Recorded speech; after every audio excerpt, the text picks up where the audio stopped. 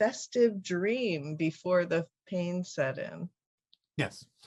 Many people on your planet will allow their lives to unfold to a certain point in what seems to be a normal way, a natural way, but then they will give themselves the opportunity to accelerate themselves greatly. And often, when people are changing and shifting from one parallel reality to another quickly, they will do so by injuring themselves with a blow to the head in some way, shape, or form. And after the fact, realize they now have more abilities than they used to have. As soon as the pain subsides, you may find yourself experiencing things you didn't experience before with regard to being able to perceive different energies that were heretofore invisible to you, or being able to be in a channeling state and bring things through that you couldn't bring through before, to see things in a different way. This is quite common on your planet, to shift your reality by giving yourself a blow to the head, which rearranges all of your neurological network in your brain to make it more efficient for bringing through higher frequency information and energy. And the idea of having the festive dream is an indication of what your reality can be like after the fact that you have received this blow. So you will heal, but you may also find that you have rearranged your ability to perceive things that you couldn't perceive before, or do things that you couldn't do before or didn't think you could do before. This is quite common on your planet.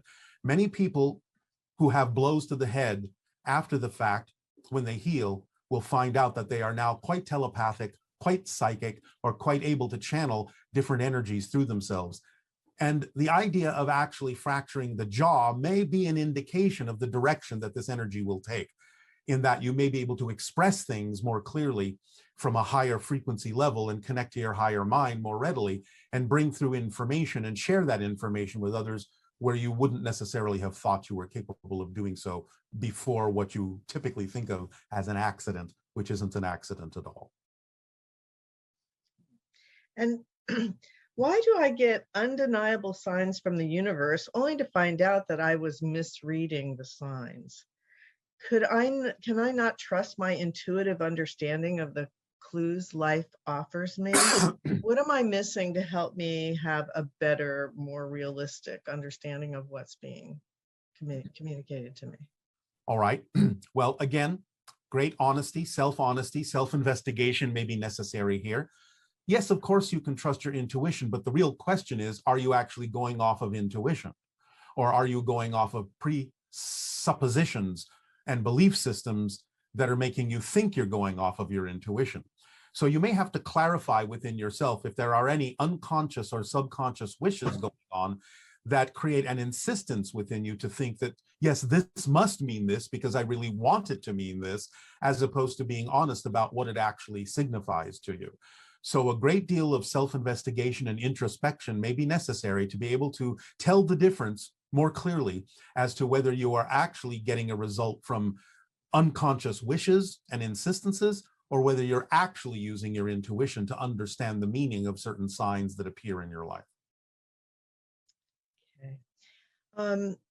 How do we stay in a positive state regardless of the circumstance? It sounds so easy and exciting when you say it, but then when I'm back to life, I'm not able to do it. And how do I dissolve a negative belief that tells me that I can't dissolve a negative belief? Well, first of all, you have some interesting definitions going on in that question.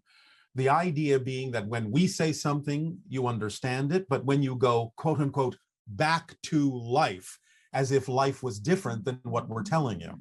So the idea is you're still making a difference somewhere in your belief system, that what we're saying and what you know to be true when you're allowing yourself to go into the state that matches our frequency is somehow different than the frequency you go back into when you, quote unquote, relive your normal life.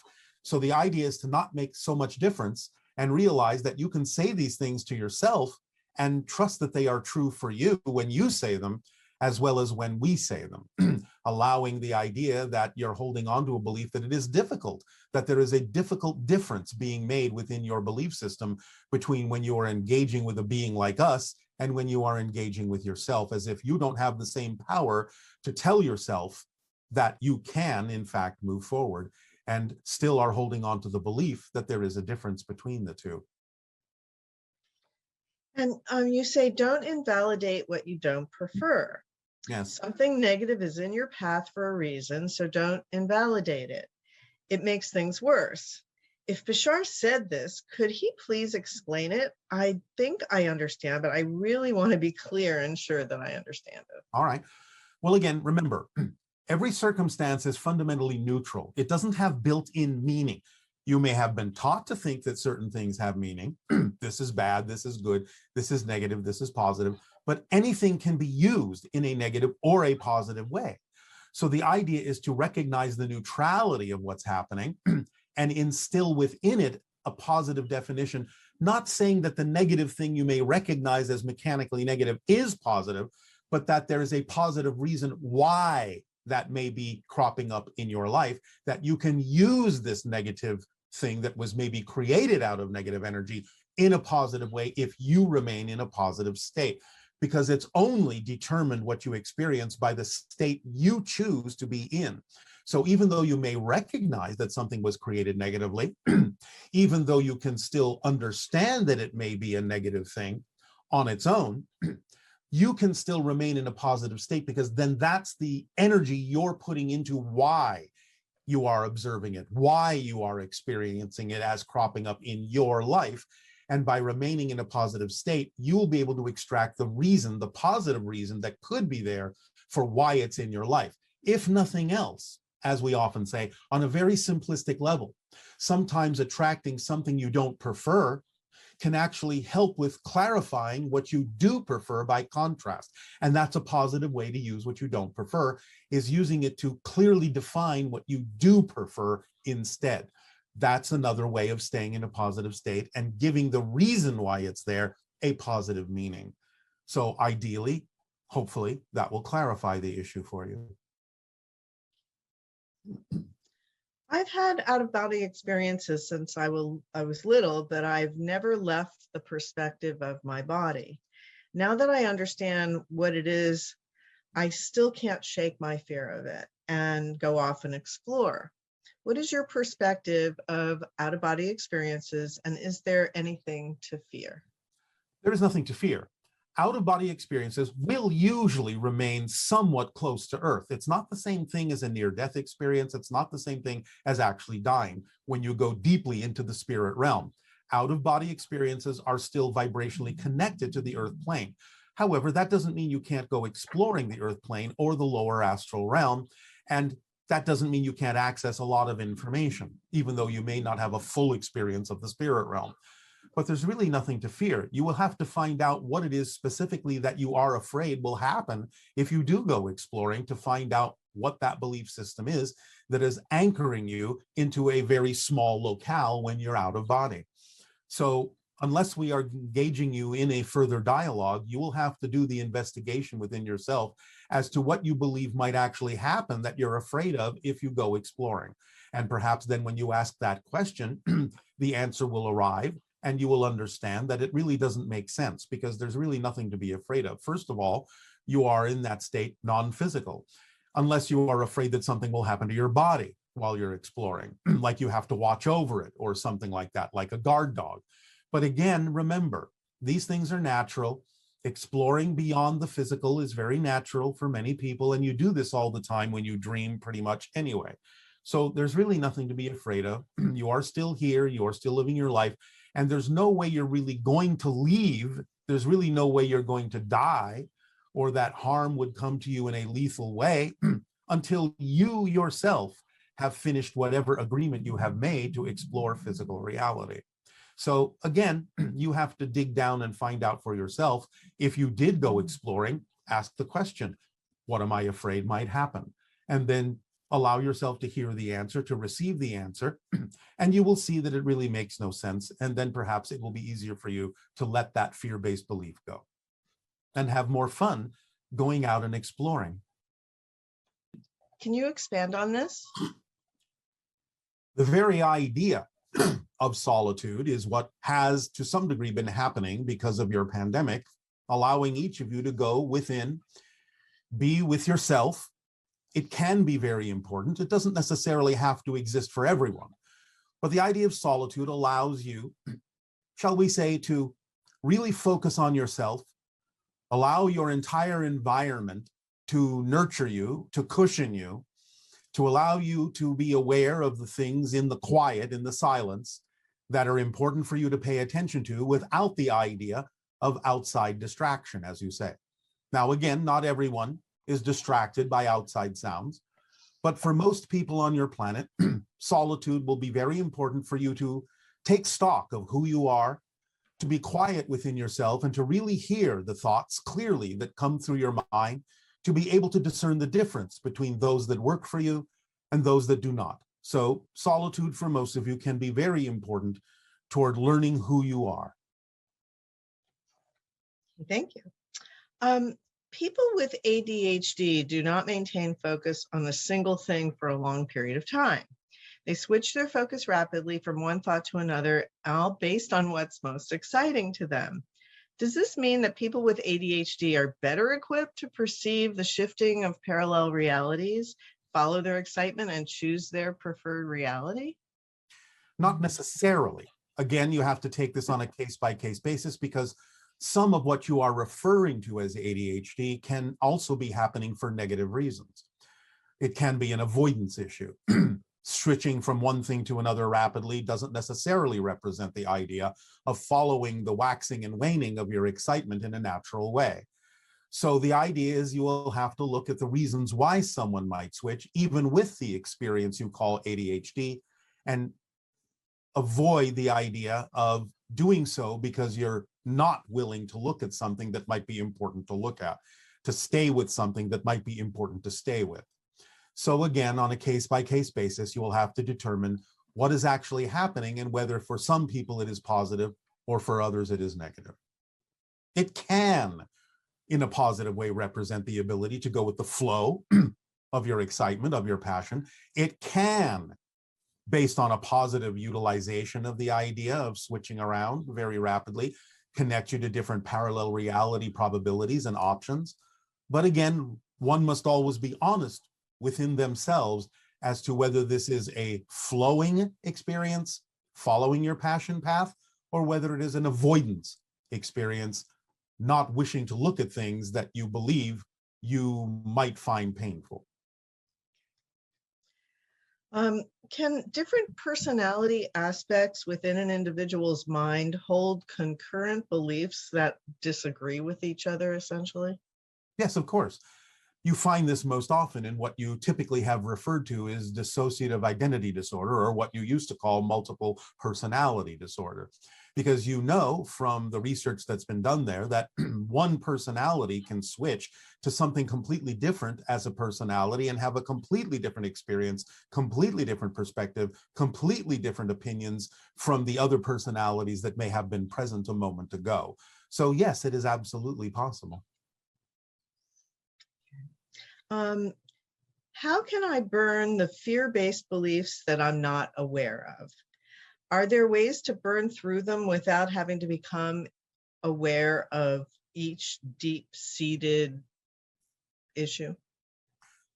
The use of the term burn through them is interesting because it's not that you really have to burn through them to burn them away or burn them out or turn them to ashes. Again, it's the idea of being honest within the self as to what does and doesn't work, but not invalidating what doesn't work for you. But the idea of belief systems that are in the unconscious or subconscious mind in that way can again always be brought into conscious recognition by allowing yourself to ask what's going on in your physical reality, because the emotions, the thought patterns, the behaviors, and the experiences that are reflected to you are guiding mechanisms to help you determine whether you are holding on to negative fear-based beliefs or whether you are moving forward in a positive way. All you have to really do is be observant as to what's happening in the emotions and the thoughts, the behaviors, and the reflections of physical reality, to let you know that these are reflective of beliefs you may be unaware of within yourself.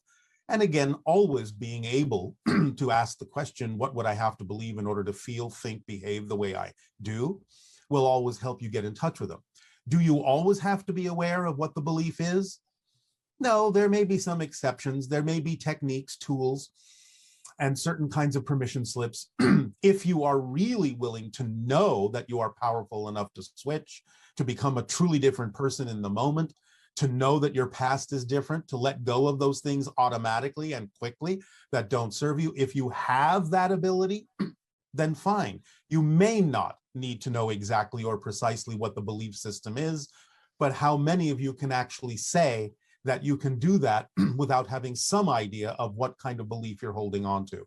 So again, it takes a great deal of clarity, transparency, and honesty to know whether you can truly just let go of all the negative and fear-based beliefs, whether you know precisely what they are or not, or whether you actually do need to go through a process of understanding what it is so that your physical mind can also have the same kind of clarity as your higher mind. So you have to each determine for yourselves how honest you are about whether you believe, truly know for a fact that you can do that without knowing what the belief actually is. Could you define gratitude and humility? Gratitude is the total acceptance of what is, and the allowance, total allowance of it being exactly what it needs to be to teach you what you need to know, to grow, to learn, to expand your consciousness. Humility is knowing that, again, the ego is only for the purpose of allowing you to focus in your process and experience of physical reality, and that there is not necessarily information that is accessible to you in what the ego thinks it should be, but to know and to trust and to allow your life to unfold in the way that it unfolds through synchronicity, knowing that everything is working perfectly. And if you are willing to remain in the positive state, then you can express the humility of knowing that everything you need is presented to you. Nothing is left out, but that you also don't know everything as to exactly when or how things should come to you. That you're willing to accept what is going on and make the determinations as to what works for you, to allow creation to unfold in the way that it automatically can, and to accept the totality of yourself and be appreciative of yourself and the way things unfold in every given moment. And what is the difference between discernment and judgment? Again, honesty can allow you to know the difference between excitement and anxiety, and therefore, with anxiety can come judgment. Discernment is simply the neutral observation of what is and isn't vibrationally compatible with your core vibration, your core frequency. There is no, shall we say, evaluation of it in the sense of this is better, this is worse, this is good, this is bad. It is the willingness to simply discern what isn't you vibrationally, but also the willingness to use whatever comes up in the most positive way for you, knowing that everything is happening for a reason. If you're willing to stay in that positive state to determine what that is, it will reveal itself to you. So again, honesty, knowing the difference between excitement and anxiety within yourself, and being in that neutral space that allows you to simply recognize, to simply observe what is and isn't you, as opposed to making an emotional reaction or response to it that brings with it some kind of value judgment.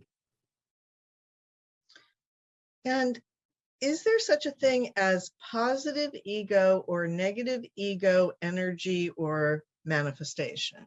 Yes, of course. Again, the negative ego is the result of putting too much on the shoulders of the idea of the physical mind, when it's not designed to actually control anything, but only designed in the positive ego sense, the neutral ego sense, of allowing you the opportunity to have a physical experience.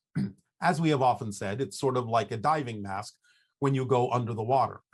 The ego is simply structured to allow you to have clarity in the physical reality experience.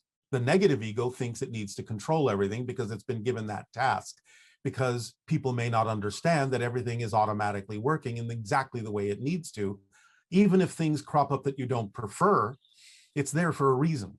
So the positive or neutral ego will accept that it's there for a reason and stay in a positive state, just doing the job it was designed to do, of allowing clarity of what's happening, Whereas the negative ego thinks it needs to know what will happen, what is going to happen, so it can control everything and manipulate details into place to make sure everything works, instead of simply surrendering to the fact that everything does work when you let go of the need to try and control everything.